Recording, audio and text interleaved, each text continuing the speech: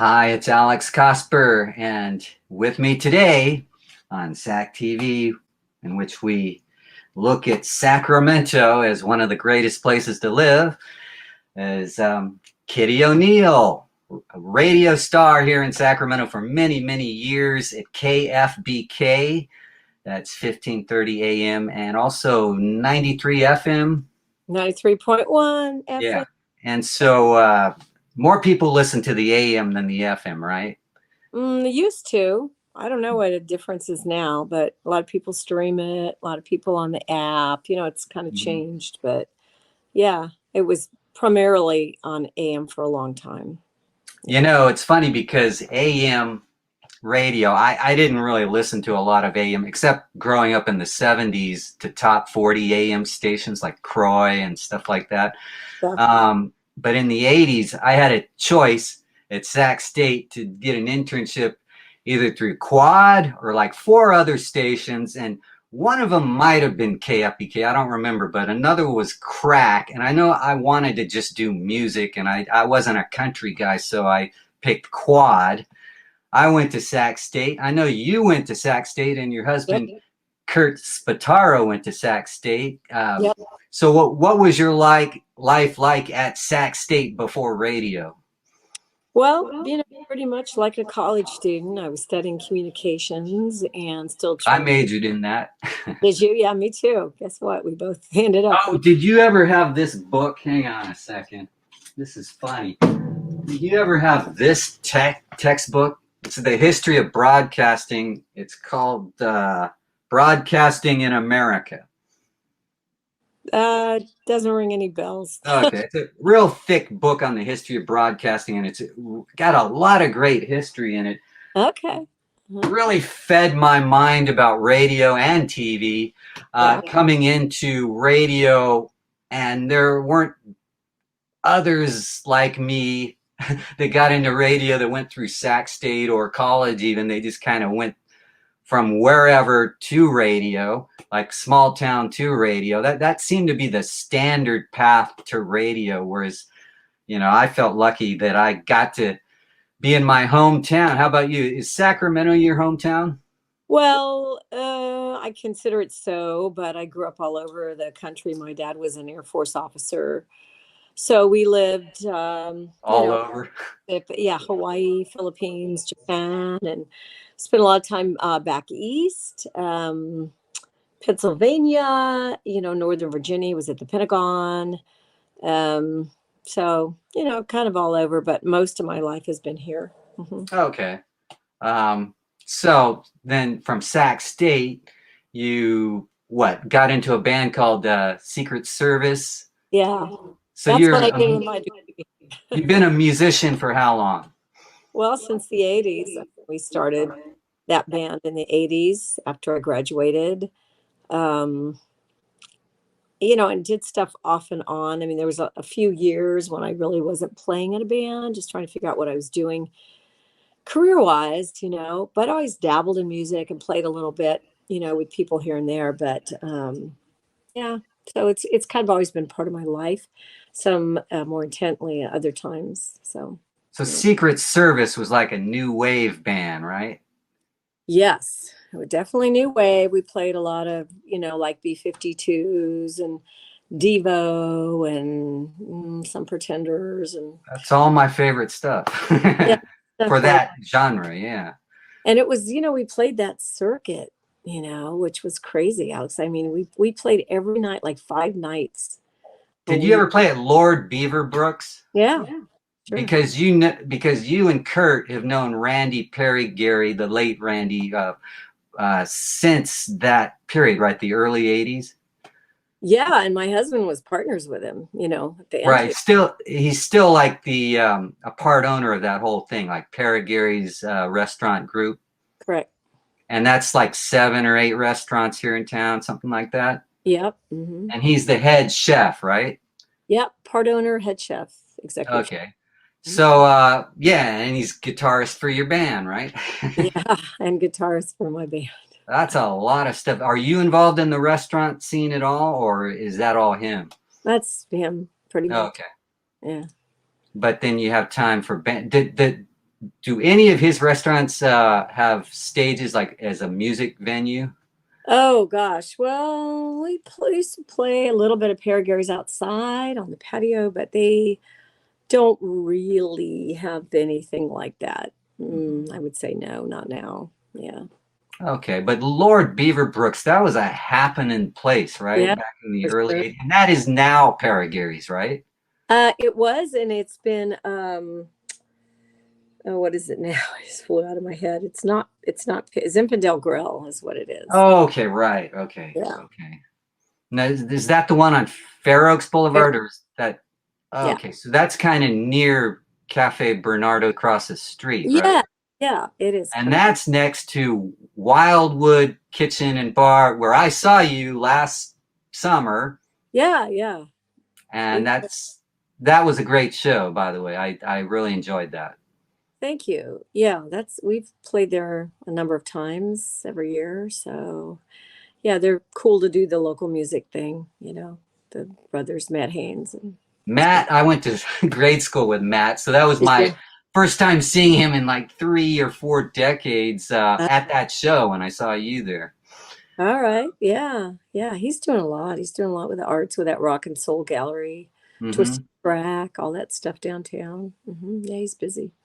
I'm glad there are people like him and Kurt that support the local scene, Yeah. in any way they can, because to me, local music has always been just a cool concept, even if there were like tons of bands I couldn't listen to because for whatever reason, I just didn't like them or whatever, but I still respected the fact they were getting up on stage, doing stuff for a crowd, and trying to make Sacramento a fun place to have local music.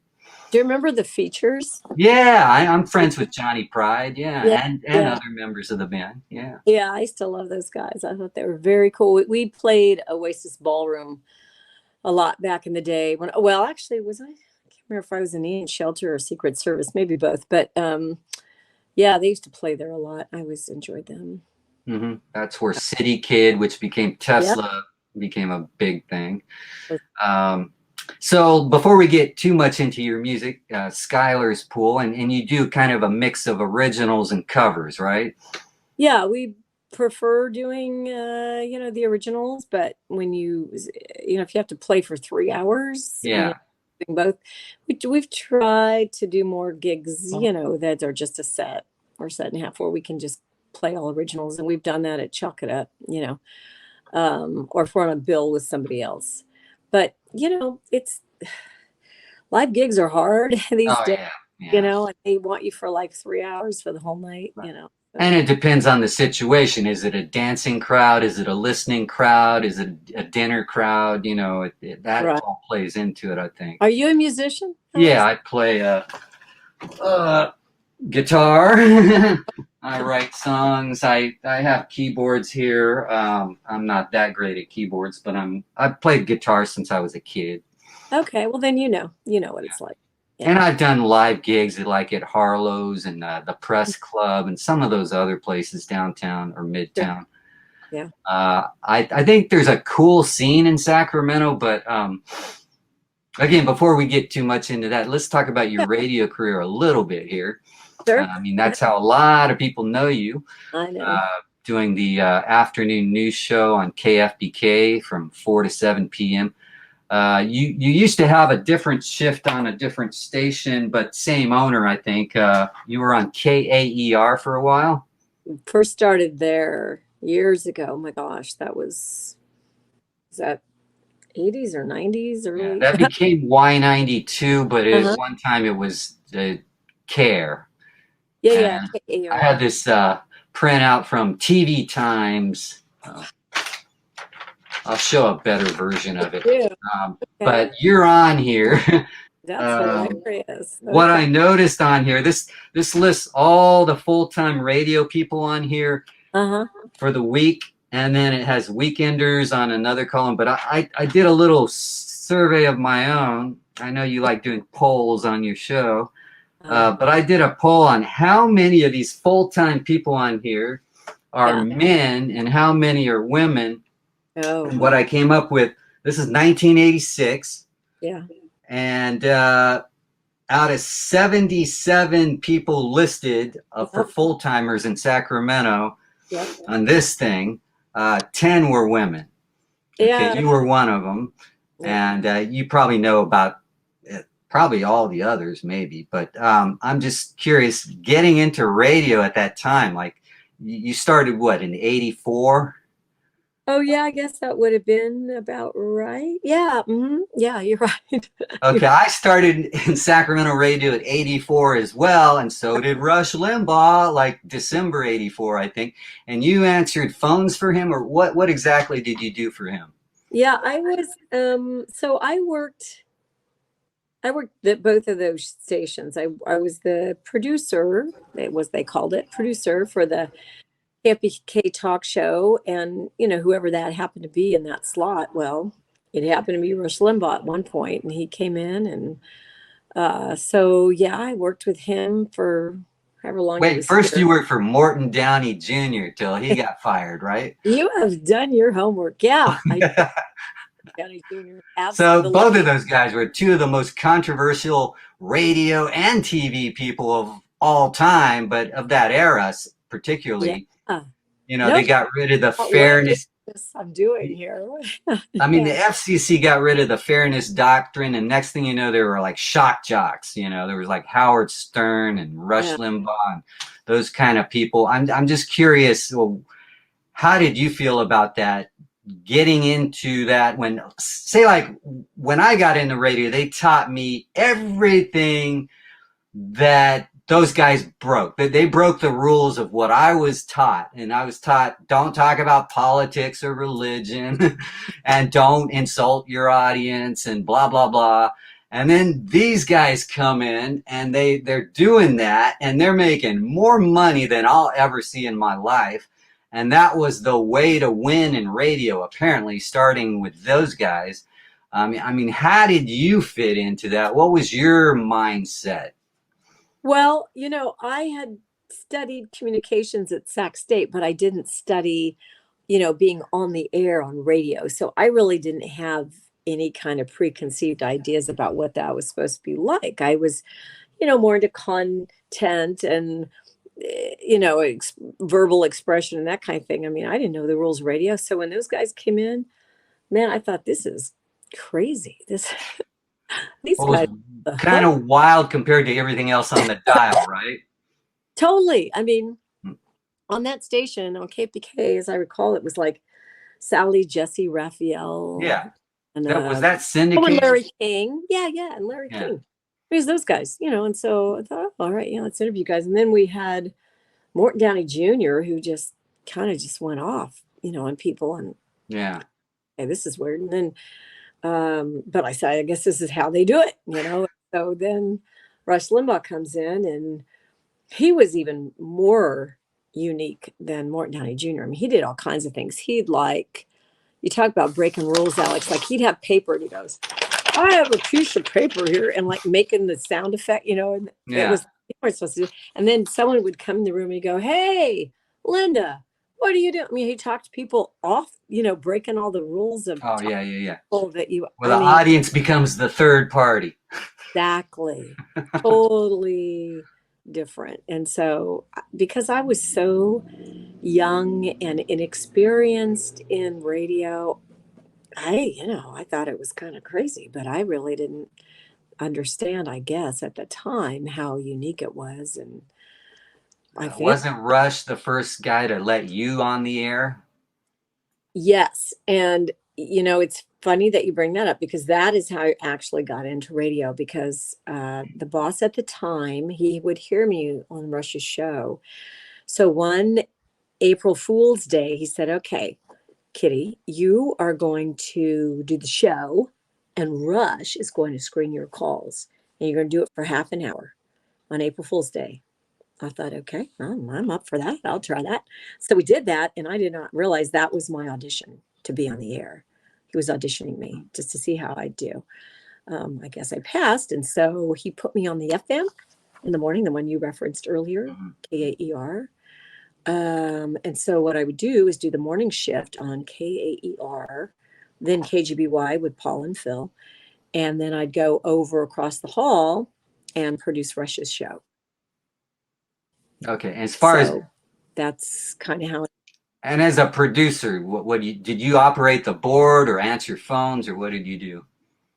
I answered phones and, just took care of anything that he needed, commercial wise or anything like that. I mean, the other people, like before Martin Downey would have guests, and so I would help facilitate that. But Rush didn't want any guests. Like, really? Well, like, you don't want guests? Because it was his show. He's like, nope, no guests. I'm like, well, okay. I saw him in an interview. I don't want to talk about him all day. I want to talk about you, but just a few things about him. First of all, I didn't agree with any of his politics. I was way on the other side of the spectrum. But I learned one thing from him, and that is from an interview. He said, if you're going to put callers on the air, don't let them take over the show. It's your show. Did he ever tell you that? Oh, yeah. And he would tell me, sometimes I hate to say this, but if somebody like was like really old, or the accent was too thick and it was hard for people to understand, he'd say, maybe not. So Right. Still thinking of the audience. Can the audience hear this and know what's going on? Yeah, I mean, that was what it was for. That was the reasoning behind it. I mean, you can read into that what you want, but frankly, it was because he'd say the callers, are part of the show, and they're tools for the show. That doesn't revolve around the caller, revolves around me. This is Rush speaking. He said, so, when you have a caller on, they're part of the show, but they just within their framework, like you said, they don't take over the show. They, have to be controlled. They have to be cut off at the right time. So, he had his whole vision of the kind of show he wanted. So that's, what I tried to do in my job. Well, I think, would you say that by the time, he became a network star across America, was that a different show than what he did at KFBK? Yeah. When he started at KFBK, he was really silly and would do a lot of morning jock stuff, like pop culture. Yeah, pop culture, pulling in music all the time. Hey, speaking of that, he used the Pretenders theme, My City Was Gone, as his theme song. Did he do that at KFBK? I know he did that on the network, but he did it. Oh, okay, that's where it started. Okay.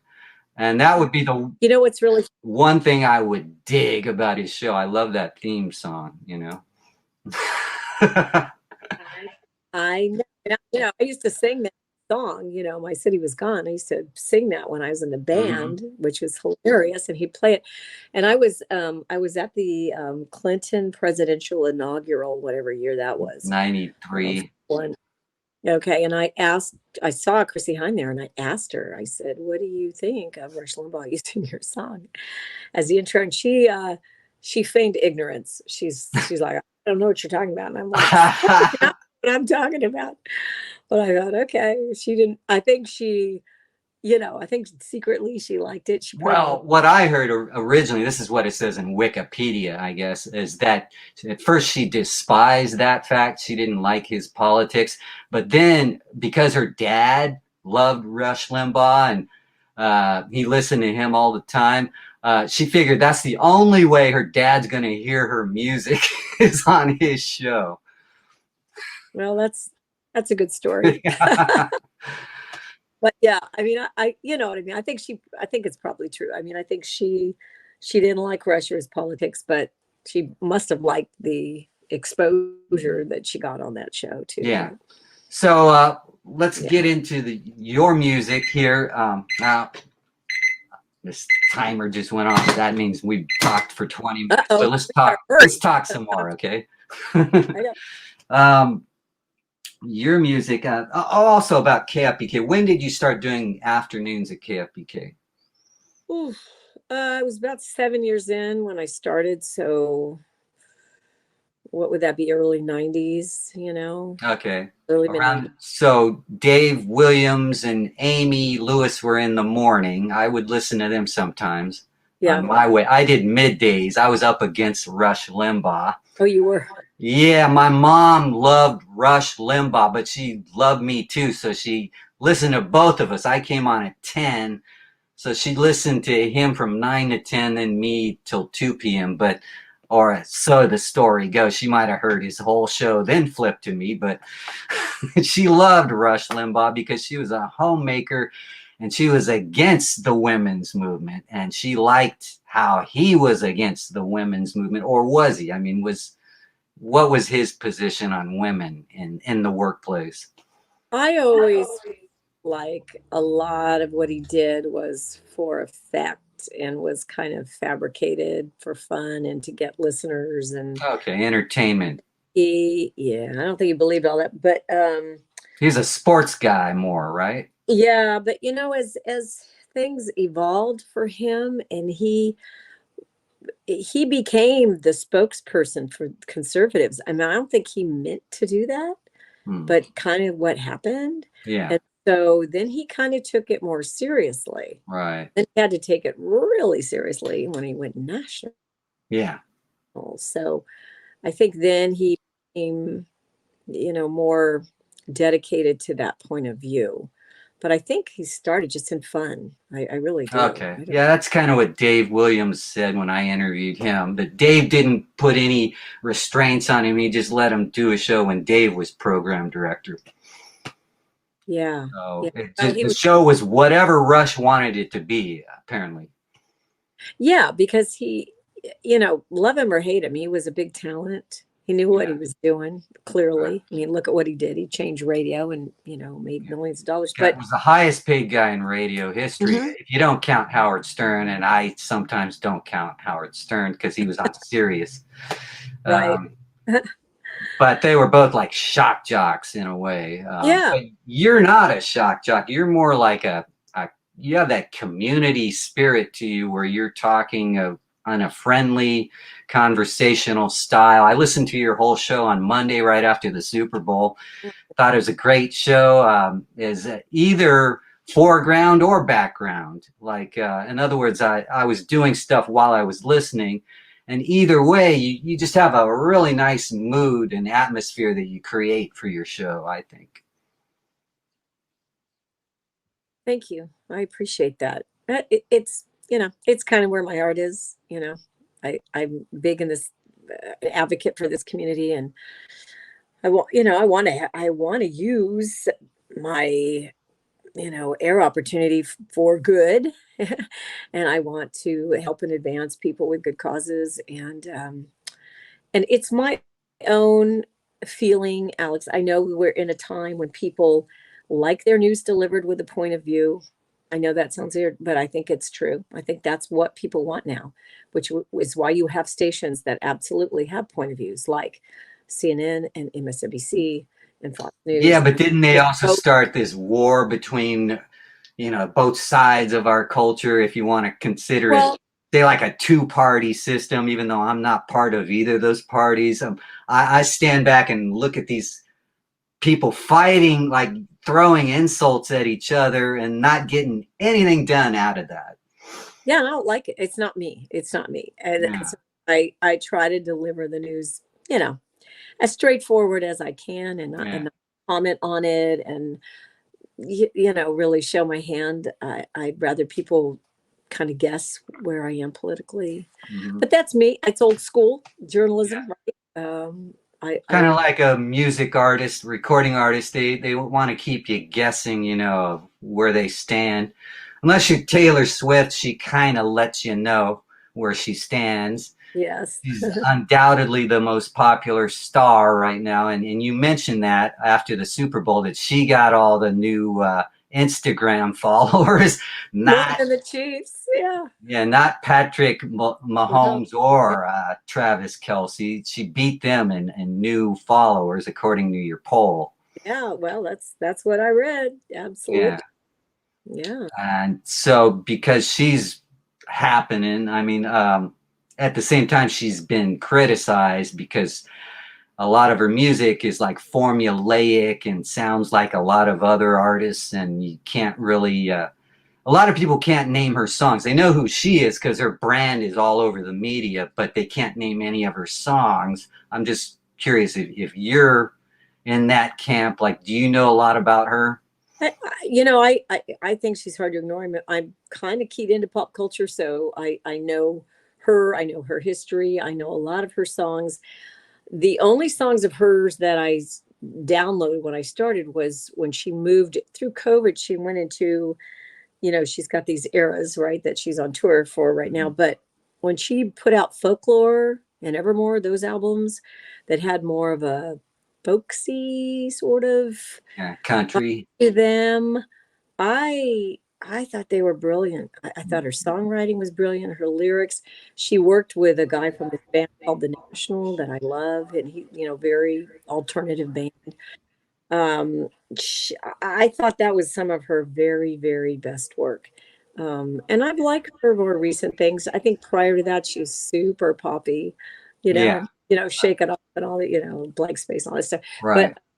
But what about her songs about all her ex-boyfriends? I mean, is that really what a say like a modern woman should be singing about to women and girls? That I've had all these ex-boyfriends and they all suck, they all ruin my life. So now, but they're all superstars. So I mean, what does that tell you?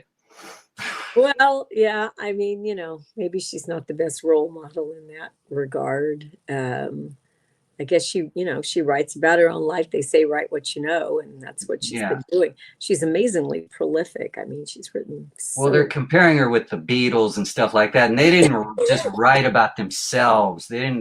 That's what made them great, is they wrote about society and things beyond themselves. And I think well, that opens the door. I know you just did a Beatles thing recently.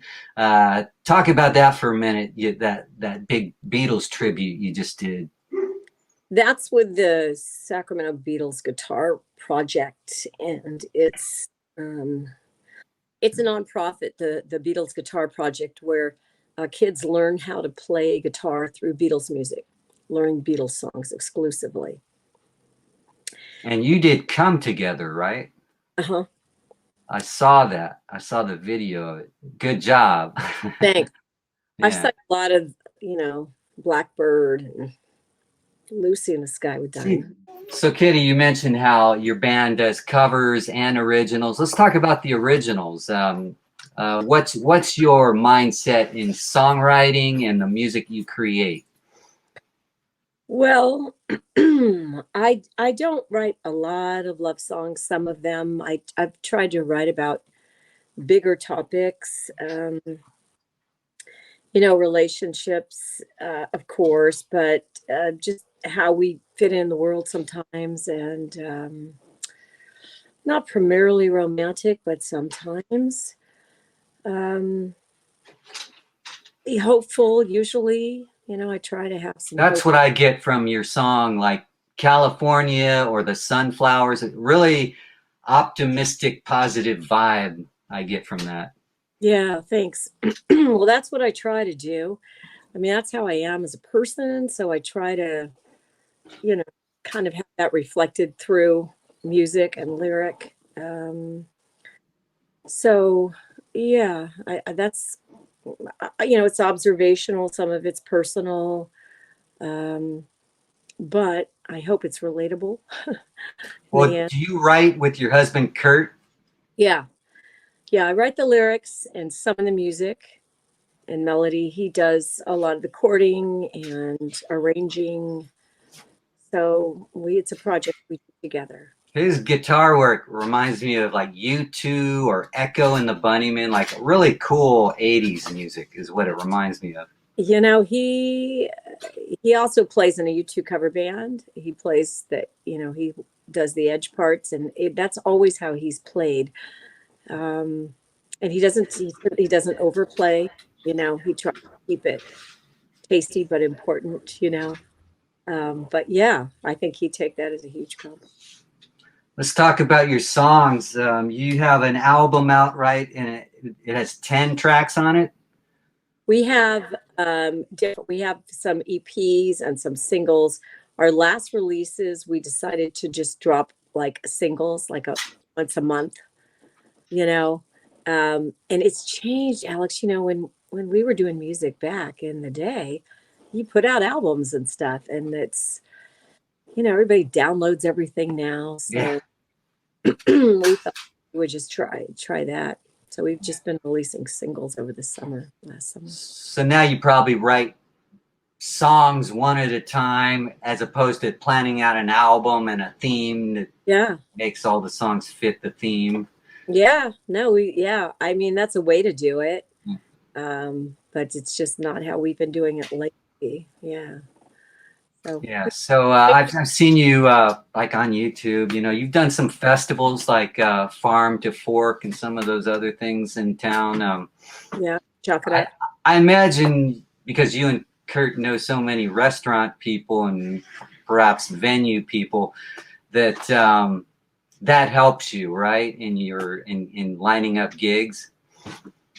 Yeah, I mean, you know, because we know a lot of people, it's been helpful for sure. I mean, I haven't ever wanted it as a favor though. I've wanted to have our band play because we're legit, right? But it hasn't helped. I mean, it hasn't hurt to have connections. But I want to play, not because I'm Kitty O'Neill and she's, you know, this person that, you know, from the media. I want it to be because, Skyler's Pool, we like their music, you know. I'm just curious, have you ever mentioned Skyler's Pool on KFBK? Rarely. Not a lot. I think if we played for nonprofits, I might have done it. Just to let you know, I mean, you and I both know a guy named Harrison Price here in town. Yeah. He was in Mnemonics, a cover band, like a new wave cover band in the 80s. By 89, 88 is when I think I met him. We put together a record together, a song I wrote called Waves on the West Coast.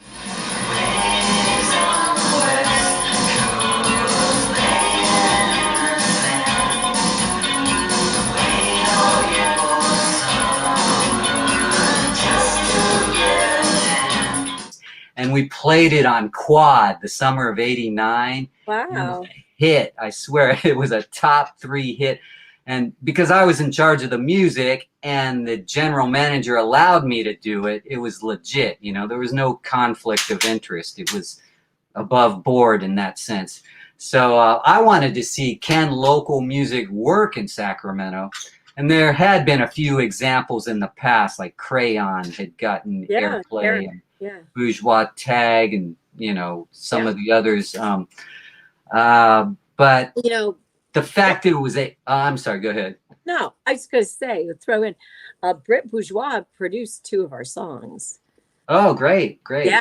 I consider him a legend.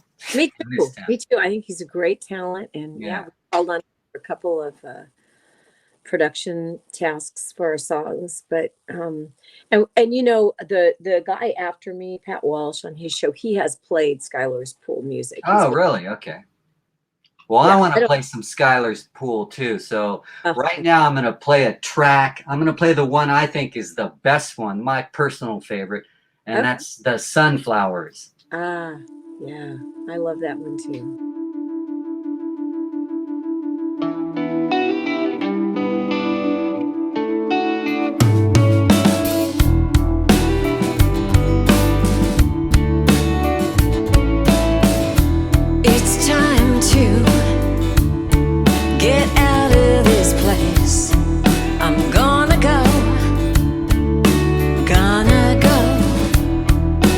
Far away than I've ever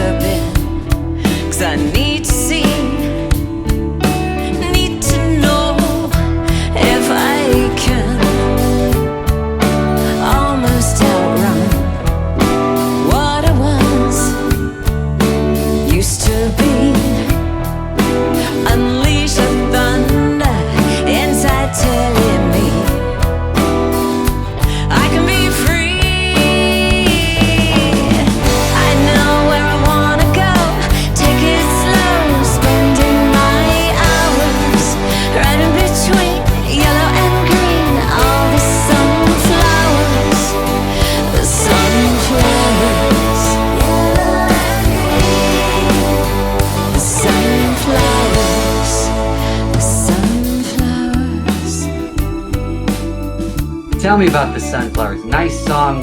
What was the inspiration for that? Well, the inspiration was kind of channeling somebody that was not sure about where they were in their life and thinking maybe they needed a change and wasn't sure about it, but was going to explore doing something completely different, but just kind of wanted to get out of where they were, whether it's mindset or physically, but just kind of ready maybe to make. So that's kind of what that was born out of. Yeah. And let's check out another song right now. Here's California by Skyler's Pool.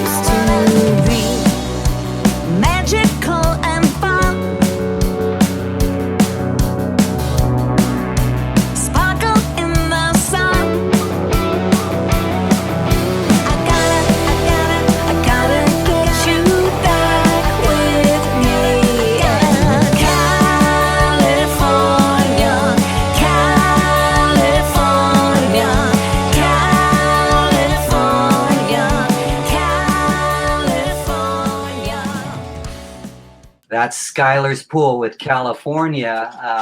So you're writing about the state. Could this be a state song? It's a little tongue-in-cheek if you really listen to it, because as much as we all love California, we also know it's got its challenges, and so there's a little sarcasm in it. It's kind of begging someone to come back to California. Who's left probably for romantic reasons, but there's a line in there. It's it's still the way we knew. Not really. This person is saying it. It's missing only you. So sadly, California not just the way we knew, but for the purposes of that song, it's kind, as I said, there's a little sarcasm in there. Okay. Another song I like on the album, I actually like the whole album, but or the tracks I've heard, Where She Walks, I think is a really good song. Yeah, I love Where She Walks. We shot that video in the old rail yards and had to jump through huge hoops to be able to get in there and do it.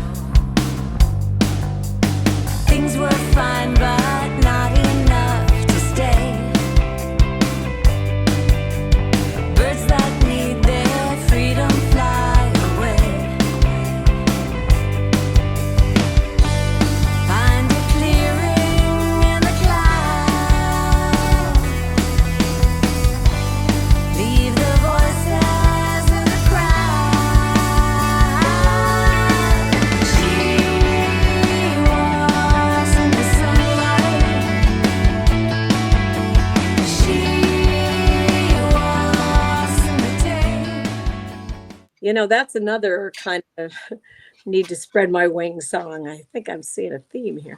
But Yeah, that's it's all, Alex, I think I must be very introspective because a lot of these songs are about people thinking about their life and their situation and their love and what do I want to do with it and where do I go with it. And that's probably another one of those as well. So yeah, Where She Walks, love that one. Great. So we're going to wrap it up here in a minute. But what can you tell us about the future of Skyler's Pool? What's your plans with the group? Yeah. Well, unfortunately, our dear drummer is having some health problems that probably are not going to be resolved in the near future. So we are going to have to regroup a bit, literally, and get a new member, which is always hard because we've been Is that together. Fred Nelson Jr.? Yeah. Yeah, I know him. I know. He's done a lot of stuff here in town. Oh, yeah, and he plays those electric drums, which I love because I mean I grew up with the acoustic, but man, he just kept everything real tight and in line with those. But yeah, so he's a big contributor to the songwriting, especially with his parts and beyond. But as I said, he's encountered some issues, so we're going to have to find somebody else. And we've been together 8 years. We had a different drummer for about a year and a half, 2 years, but we've been together in that band for about over six. So it's going to be different, but we're going to do it and move forward. And we come out with some new stuff. Has it pretty much been the same band lineup? Yeah, it started with actually another guy who I think was in the Mnemonics band, the drummer Ben Harvey. And what happened? I'll tell you this really quick. The way we started Skyler's Pool is we did a gig with the Mnemonics and Harry Price at Old Eye like a long time ago in Jerry Pompey. And we picked the bass player, Bob LaRusso, and Ben Harvey, I think, were in the Mnemonics. I could be wrong. But we ended up with them at Skyler's Pool. Ben left as a drummer, brought in Fred Nelson Jr., and that's the band that's been along with Lori Sacco and Kurt and me. Yeah. Is Lori related to Fred? No, they have the same okay. name. I know, but they're not related. I met her when I saw you guys at Wildwood, and she said that she was in other bands too. Oh, she's in a million bands. She does so much stuff. She's all over the place. Yeah. But I think, our voices are kind of similar. So I think we harmonize pretty well. So. Kitty O'Neill, it's wonderful talking with you. I'd love to talk with you again sometime just because you're part of the local scene. You know a lot about it. And I think a lot of people love your show. And I just think it's wonderful for me to talk with you. So thank you. Well, thank you, Alex. And it's been a pleasure to learn about you and your history and Sacramento radio and music. And it's just been really fun to kind of learn a little bit more about you too. Thanks, Kitty. Let's talk again sometime. Will do.